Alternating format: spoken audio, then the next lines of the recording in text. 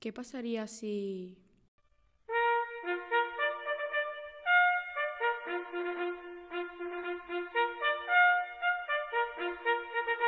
¿Qué pasaría si un día entrara alguien extraño en clase? ¡Todo el mundo en pie! Nuestro profe se quedaría callado y no sabría qué decir. ¿Listos los lápices? Anotad. Título de la composición. Lo que hace mi familia por las noches.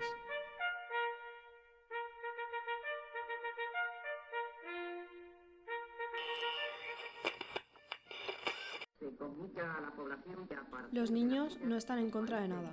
Los niños son simplemente niños.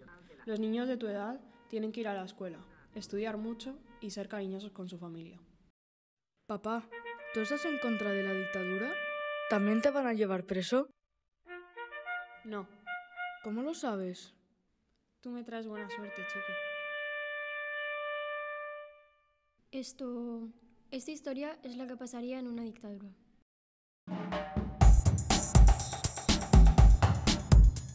La composición.